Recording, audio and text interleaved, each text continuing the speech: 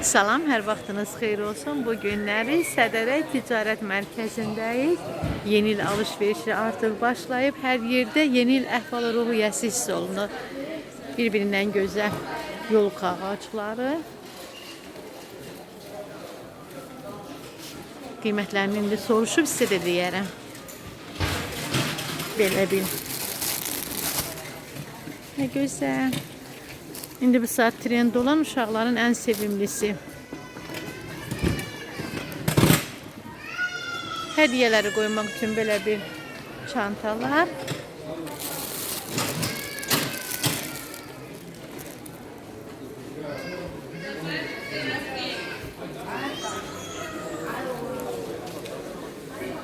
Bunların metresi, bunlar neçədir? 2 metrlik 30 manatdır, 2.70'lik 35. Qiyməti 30 manatdan başlayır, metrəsi isə 2 metrədir. Pillələrə vurmağa, pilləkənlara və bir də ki qapının üzərinə çox gözəl görsənir. Yəqin ki bu il at ili olacaq 26. Ona görə hər yerdə bir-birindən gözəl atlar satılır.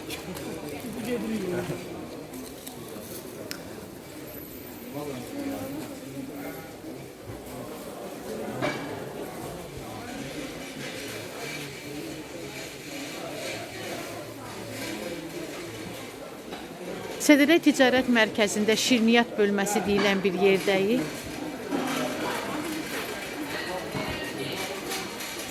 Harda adam azdırsa oranı çəkib göstərirəm. Yəni çox adam olanda çəkmək heç də düzgün deyil.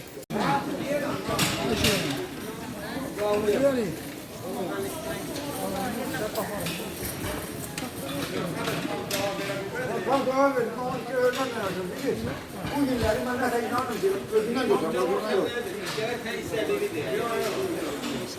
Mən görməm ki,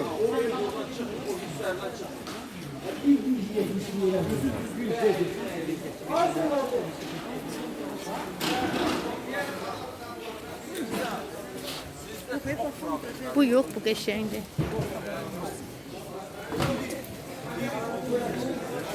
Qardənəcik yer kürrəsi. Bunların qiyməti neçə manatdan başlayır? 8'den 6'ya 13'e. 8-ə 6-ya 12-yə. Yəqin ki hər lap böyüyü 12 manatdır. Ölçülərinə görə qiymət dəyişir. Belə bir. Bu da yürüyən Şaxta Baba, Santa Claus.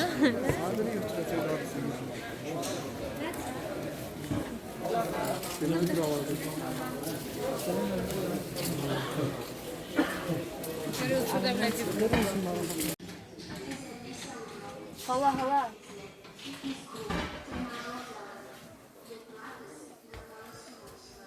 Hədiyyəlik belə bir boş qablar ümumiyyətlə süfrəyə qoymaq üçün yeni il əhval-ruhiyyəsi. Nə gözəldir. Ben sana bir Başımı bezini aldım.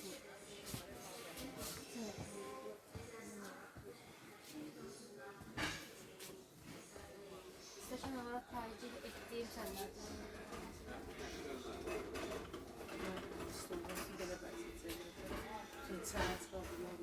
Hediye koyup olabilir.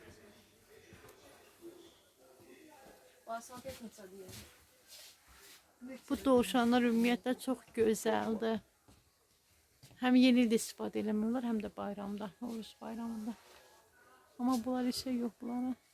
Yeni il gecəsi. İnşallah. Yapmak istiyorum ama çok kullanıyorum. atın üstünde diyor. Hayır olsun. Bunun arasında biləcək onu üstüne.